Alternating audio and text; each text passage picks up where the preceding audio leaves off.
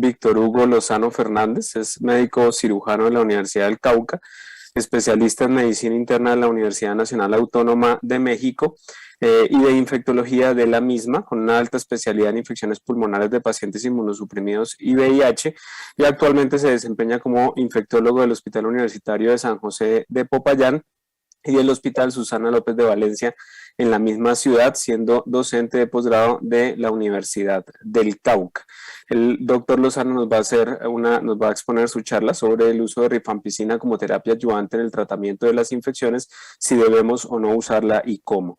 Muchas gracias, doctor Lozano. El auditorio y el micrófono son suyos.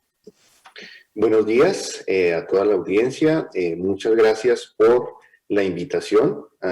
Es un tema, diría yo, bastante controversial. Me va a permitir compartir la pantalla. Espero que estén viendo la presentación. ¿Es así? ¿Me lo confirman, por favor? Sí, señor. Puede proseguir. Bueno, muchas gracias.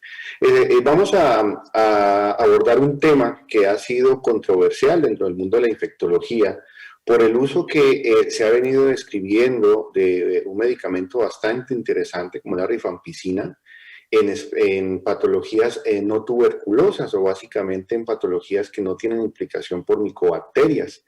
Generalmente se ha descrito como terapia adyuvante en el tratamiento, pero cada vez ha salido estudios que controvierten algunos hallazgos iniciales, algunos hallazgos que se habían tomado en algún momento como pilares para recomendar este tipo de medicamentos en infecciones principalmente por estafilococo.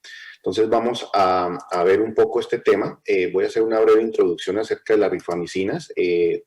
Pues son un grupo de medicamentos que en el 1959 el grupo del doctor Sensi, en un laboratorio en Milán, empezaron a aislar componentes. Básicamente hicieron una mezcla de 5 componentes que ayudaban a la fermentación de un extracto de un microorganismo perteneciente a los actinomicetos, a Mycobacterium mediterranei, y obtuvieron una sustancia que se comportaba o tenía actividad antimicrobiana. Básicamente desde el 68 se acuñó el término de rifampicina y se inició su uso clínico. Se ha descrito en lo que llevamos de conocimiento de la rifampicina actividad contra bacterias gram positivas, algunas muy pocas gram negativas y principalmente Mycobacterium tuberculosis, que es donde más ampliamente se ha utilizado este medicamento. Pues básicamente la controversia inicia básicamente desde los 80 muy reforzada después del 2000 con estudios que probablemente favorecían un problema que se presenta bastante en las infecciones en pacientes de ortopedia, y son aquellas infecciones que comprometen las prótesis articulares en pacientes con alto riesgo quirúrgico y donde no era susceptible tal vez retirarlo, aunque la mayoría de estas prótesis pues generan una gran incapacidad o una morbilidad grande después de estas infecciones, y muchas veces se considera como un procedimiento complicado retirar una prótesis por una infección. Cada vez se vienen reportando menos infecciones protésicas por los cuidados y las recomendaciones que se hacen para prevenir este tipo de infecciones, donde es muy claro en qué eventos se debe utilizar profilaxis antibiótica, mejorar los antibióticos, pero más importante, aquellas medidas antes y dentro del quirófano, como la higiene de manos, la técnica séptica, entre otros. Y obviamente eso nos arrojó inicialmente unos datos que se veían esperanzadores para la conservación de estas prótesis, y también un papel que ha venido proponiéndose en el manejo de las endocarditis, principalmente en el mantenimiento o aquellas que inclusive tienen compromiso de algunas válvulas protésicas, aunque, como les digo, cada vez ha sido más controversial estos temas y este uso. Tal vez también en aquellas endocarditis donde hay persistencia de los cultivos bacterianos, es otro campo de uso. Y aquellas infecciones por bacilos gram negativos multiresistentes e infecciones por patógenos intracelulares también son un espectro de actividad. Entonces, pues la rifampicina básicamente funciona o se fija, bloquea la síntesis de ARN mediante la fijación a la ARN polimerasa, básicamente a una subunidad beta en un gen RPOB. Recordemos que las mutaciones de este gen son las que nos advierten sobre la posible o la resistencia, y es la que por biología molecular actualmente utilizamos como marcador para la resistencia a rifampicina, y son pruebas rápidas que han mejorado mucho la atención principalmente en tuberculosis. Una ventaja y es que no interfiere con la RNA polimerasa y por eso se considera seguro en el uso en humanos. También, dependiendo la dosis que pueda presentar o que se pueda utilizar, se va a comportar como un bactericida o un bacteriostático, según la concentración dentro del sitio donde queremos que llegue, y también la susceptibilidad del microorganismo. Es muy importante estar midiendo la concentración mínima inhibitoria en aquellos cultivos principalmente por estafilococo. Hay una distribución adecuada. Ustedes ven que la recomendación cuando en el espectro de tuberculosis principalmente, tiene muy buena actividad tanto para la tuberculosis pulmonar como para la extrapulmonar, muy buena concentración, o bueno, una adecuada concentración en líquido cefalorraquídeo, y se ha medido muy buena concentración en huesos y en tejidos articulares. Hay que recordar, y esto es bastante importante porque tiene que ver mucho con las recomendaciones y las precauciones que se utilizan, pues se deben tener en el uso de la rifampicina, y es que se considera un inductor importante en isoenzimas hepáticas del complejo P450, y recordemos que tienen una interacción con muchos medicamentos, no solo antimicrobianos o antivirales, sino algunos otros que se pueden utilizar en el espectro hospitalario. De los que más reconocemos, pues son los que tienen en pacientes con VIH, con antirretrovirales inicialmente o principalmente con inhibidores de proteasa, y que exigen elevar dosis de algunos inhibidores de integrasa. La actividad antibacteriana, para un repaso, pues se divide en bacterias gram positivas. Tiene actividad contra estafilococos, algunos estreptococos como el Pneumoniae, Viridans, Galactiae piógenes, enterococos y Propionobacterium agnes. En gram negativos, pues básicamente en Neisseria y en Haemophilus influenza. En las bacterias de multiplicación intracelular tiene actividad contra micobacterias del complejo tuberculosis, a todas las aborda, Mycobacterium lepre, Brucella y Legionella principalmente. Y hay que recordar que las enterobacterias son habitualmente resistentes de forma natural a la rifampicina, por eso en este espectro de infecciones no está muy bien recomendada. Con respecto a la resistencia a rifampicina, pues nosotros vemos que es un tema importante. No podemos dejar de hablar de tuberculosis cuando nos referimos a rifampicina, y es sobre todo en un medio como el nuestro, en donde se considera tenemos muchas regiones con alta prevalencia de la enfermedad, y donde es un tema importante para abordarlo. Tenemos que, déjeme un momento, en Colombia se reporta para 2020 11.390 casos de tuberculosis, pulmonar 82.3% y extrapulmonar 17.7%. Aquí vemos cómo ha disminuido la tasa, vemos en una coloración verde en la curva de microorganismos multiresistentes, donde desde 2017 hemos presentado un descenso en la tasa de los casos que se han ido reportando según el Instituto Nacional de Salud.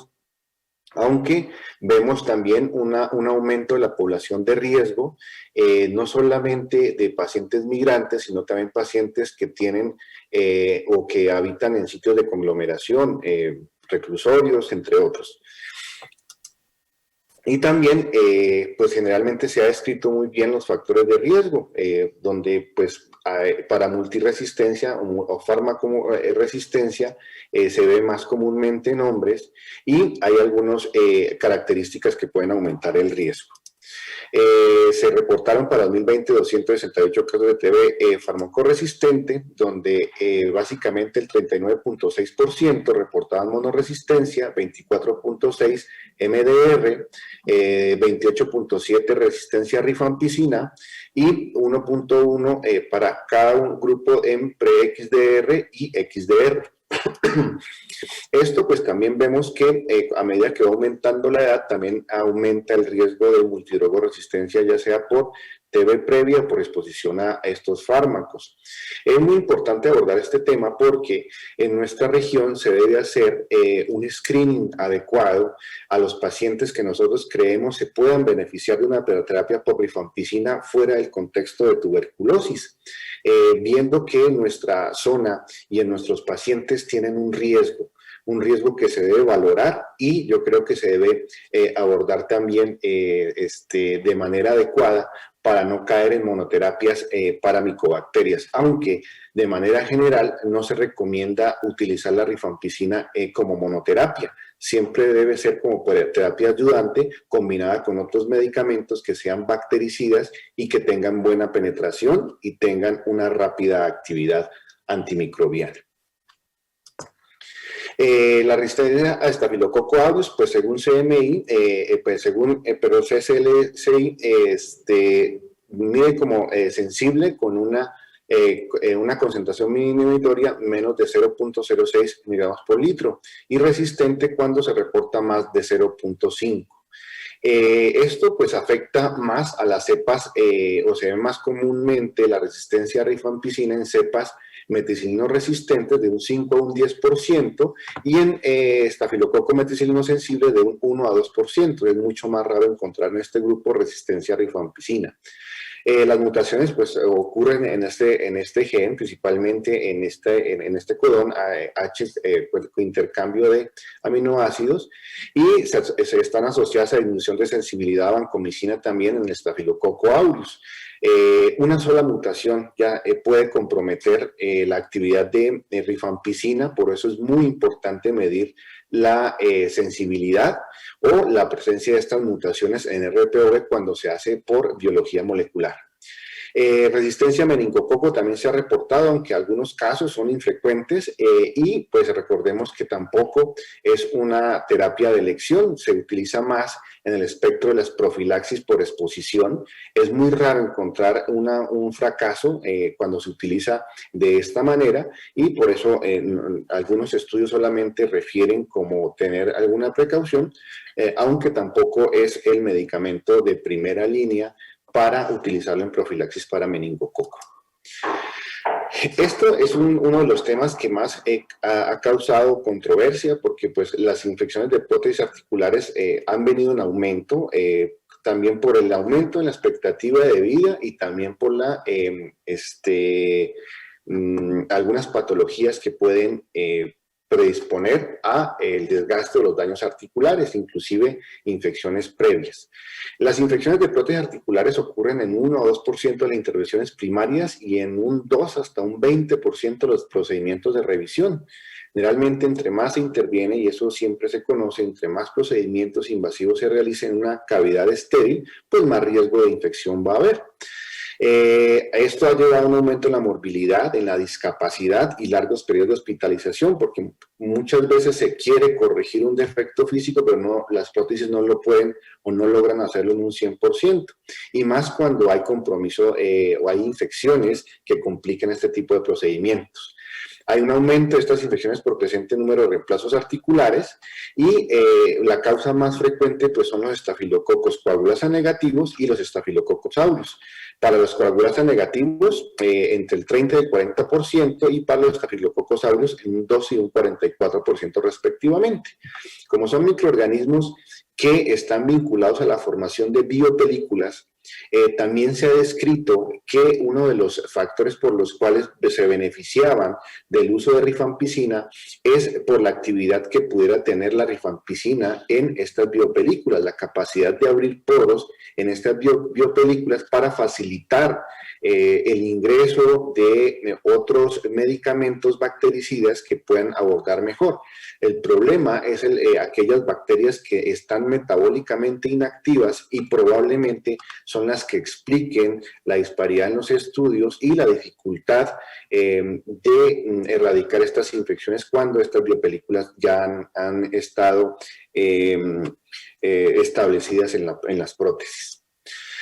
Este fue el estudio que en un inicio, en el 98, dio algunas luces para empezar y promover el uso de rifampicina a este tipo de infecciones. Básicamente quería evaluar la eficacia clínica de combinación de rifampicina en infecciones estafilocóccicas asociadas a dispositivos ortopédicos estables. Realmente lo que se hacía era hacer un desbridamiento inicial, un lavado quirúrgico, y se daba 2 semanas de una oxacilina o vancomicina más rifampicina, o placebo más ciprofloxacina rifa o ciprofloxacina con placebo. Lo que concluyeron era que pacientes que eran capaces de tolerar esta terapia, porque si ustedes ven tanto rifampicina como las quinolonas, son con frecuencia mal toleradas y generalmente son, bajo este espectro de tratamiento son terapias prolongadas. Para estos pacientes que toleraron la terapia a largo plazo, de 3 a 6 meses, con ciprarifo, ellas experimentaron una curación de la infección sin retirar el implante. Esto fue lo que más animó a promover el uso de la rifampicina para disminuir reintervenciones y mayor discapacidad en estos pacientes. Aquí vemos pues que sí hubo una diferencia en esta tabla, en esta gráfica de Kaplan-Meier. Había una diferencia notoria y también en algunos casos, principalmente de estafilococos, donde había una diferencia pues notable a favor de la combinación de una quinolona con rifampicina. Pero luego se publicaron estos 2 estudios que son más actuales, y eso es una de las características y por las cuales actualmente es muy debatible el uso de rifampicina y donde no se recomienda de primera línea o de primera instancia en este tipo de infecciones, o por lo menos no nos va a arrojar ventajas según los últimos estudios. Entonces, todos los estudios que nos animaban a utilizar la rifampicina en el espectro de las infecciones de prótesis y la endocarditis han sido rebatidos o ha aumentado la polémica en los últimos 4 años o 5 años, donde se han publicado más estudios. Este estudio, publicado en el 2020, nos da, aunque es un estudio controlado, nos muestra o nos evalúa el uso de una oxacilina con vancomicina de acuerdo a la susceptibilidad más rifampicina o placebo. Ella reporta ausencia de infección después de 2 años de seguimiento, pero no hubo diferencias significativas en la tasa de remisión cuando se usaba o no rifampicina. 74% versus 72% en monoterapia. Parece que el factor más importante era guiarlo de acuerdo a las MIC y la penetración con oxacilina o vancomicina. Tal vez hubiera sido interesante ver otro tipo de antibióticos como linezolid que se concentran mucho mejor en estos tipos de tejido, aunque el problema de la toxicidad creo que preocuparía bastante. Y en este otro estudio, básicamente quería medir, hizo un estudio bayesiano donde también querían medir cuál era, en los estudios que se habían publicado de 2006 hasta 2017, y la evidencia disponible no apoyaba los regímenes acompañados de rifampicina para las infecciones estafilocóccicas. Ahora, también dentro de los estudios para el tratamiento de endocarditis, en 2014 se incluyeron 7 estudios observacionales donde valoran el uso de beta-lactámicos orales, ciprofloxacina en combinación con rifampicina y linezolid. Acuérdense, y muy bien lo abordó la doctora, uno de los temas que ha causado controversia es el uso de la terapia oral para las endocarditis, dada o esto tratando de disminuir la estancia hospitalaria y las complicaciones que pueden venir secundarias a esta estancia. Pero vemos, y ella concluye también, que no todos los pacientes son susceptibles, generalmente hay que evaluar el grado de complicación, obviamente si es quirúrgico o no, y qué tipo de válvula está comprometida. Eso impacta mucho y define mucho la terapia que vamos a indicar. Las tasas de curación estuvieron entre el 77 y 100% en bacterias susceptibles, ya cuando tenían algún tipo de resistencia a otros antimicrobianos, principalmente a primera línea, ya se iba complejizando un poco más los datos de curación. El uso de rifampicina y ciprofloxacina lo apoyó un solo estudio pequeño de 85 pacientes, donde evaluó las terapias orales versus las terapias intravenosas para Staphylococcus aureus, con una tasa de curación del 89 y 90%. Aunque era un estudio pequeño, se consideró que tenía una muy buena metodología y se evaluó como un estudio válido. Definitivamente la toxicidad de fármaco era más frecuente en el último, en el que utilizaba Linezolid, y la conclusión era que la tasa de curación informadas para la endocarditis infecciosa tratada con regímenes de antibióticos orales varían ampliamente. Hay una variación y depende del espectro de sensibilidad o resistencia. La ciprofloxacina con rifampicina en endocarditis infecciosa derecha no complicada por Staphylococcus aureus está respaldado por el estudio pequeño de una calidad relativamente buena y podría considerarse cuando no es posible la terapia con antibióticos intravenosos convencionales. Y esto también nos muestra otro estudio de 2021, donde nos muestra unos datos y ahí nos plantea esta pregunta porque en las guías internacionales recomiendan combinaciones basadas en rifampicina para endocarditis en válvula protésica por estafilococos. Entonces, en la evaluación, quería con este estudio evaluar el impacto de la rifampicina para el tratamiento de la endocarditis infecciosa en válvula por Staphylococcus aureus, y una gran proporción, el 43.9%, no recibió rifampicina, y las tasas de supervivencia y recaída a un año fueron similares en los pacientes tratados con o sin rifampicina. Entonces, esto aumenta mucho más la consideración y la discusión que puede haber en el uso de la rifampicina o no. Aquí les tengo pues lo que proponen o para las enfermedades que proponen el uso de rifampicina. Definitivamente en tuberculosis es primera línea, esa es la dosis. En otros Mycobacterium como la Kansasi y la Mycobacterium lepre, esta es la dosis que sugieren. En endocarditis en válvula protésica por estafilococos se proponen 300 miligramos 3 veces al día. En infecciones de prótesis articulares por estafilococo 300 a 400 miligramos 2 veces al día o 600 miligramos por día. No pongo tiempos porque eso también puede variar de acuerdo a la evolución y a la complejidad de la infección. En osteomielitis por estafilococo resistente a meticilina en combinación con trimethoprim, doxiciclina, iminociclina, clindamicina o una fluoroquinolona, según la sensibilidad. Otros usos, los bacilos gram-negativos multiresistentes, las infecciones por Bartonella henselae, brucelosis, quimioprofilaxis de Neisseria meningitidis y quimioprofilaxis de la infección por Haemophilus influenza tipo B.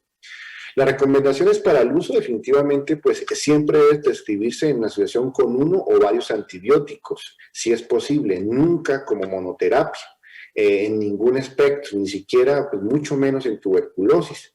Y en estafilococo, una vez evaluando la sensibilidad, y también se recomienda que el inóculo inicial haya sido o drenado o eliminado. Entonces, para aquellos pacientes donde se pretende conservar la prótesis, no se sabe si el lavado quirúrgico sea suficiente por el establecimiento de la biopelícula y probablemente que no sea suficiente el lavado para eliminar esta biopelícula. Por eso lo controversial del tema. En infecciones por estafilococo con elevado inóculo inicial es tratamiento alternativo por vía oral en asociación con otro estafilocócico de actividad alta. Hay que monitorizar la concentración mínima inhibitoria y el uso en perfil de sensibilidad, principalmente cuando se quiere tratar infecciones por estafilococo aureus. La mala adherencia favorece multiresistencia. Ya vemos que con una sola mutación se pierde actividad y notoria para este medicamento. Por eso se sugiere que siempre sea supervisada. El hecho que se utilice con más medicamentos hay cierta protección, pero el establecimiento de las biopelículas son condiciones que favorecen muchísimo el desarrollo de la resistencia cuando no se tiene una adecuada adherencia al tratamiento. Se debe hacer un screening para tuberculosis, se debe definir si el paciente es de alto riesgo o no, aunque en nuestro medio la mayoría de poblaciones podría estar expuesta, y hay que tener en cuenta mucho las zonas de alto riesgo. Vigilar datos de toxicidad hepática definitivamente y la interacción con otros medicamentos. Y recordar que no es una terapia de primera línea en ninguna infección, principalmente por Staphylococcus aureus. Entonces se deben tener muy bien los aspectos en cuándo se debe utilizar, cuando hay persistencia de la infección, cuando hay persistencia de las bacteremias, o cuando se quiere llevar a un estado de conservación de una prótesis o de un elemento quirúrgico externo al paciente, o que no tenga las condiciones quirúrgicas en donde se beneficie con el retiro y aumente pues probablemente las complicaciones. Entonces, tal vez este tiempo sea muy corto para debatir todo lo que se pudiera debatir con respecto a de la rifampicina, pero se debe tener mucho cuidado, porque definitivamente y para lo que se tiene muy reservada el uso de la rifampicina, y por eso tratar de aumentar las restricciones a nivel nacional sería para la tuberculosis. Definitivamente hay mucha diferencia de los pacientes que se tratan con rifampicina o no en enfermedad tuberculosa. El pronóstico es muy diferente. Entonces, tratar de reservar este medicamento para esa enfermedad sería lo ideal, pero hay contextos en que uno podría evaluar el uso y el beneficio de la rifampicina, sobre todo para evitar algunas otras complicaciones o promover las terapias orales para disminuir estancias hospitalarias, siempre con un adecuado seguimiento por parte del especialista en enfermedades infecciosas. Básicamente era lo que quería compartirles hoy. Muchas gracias por la atención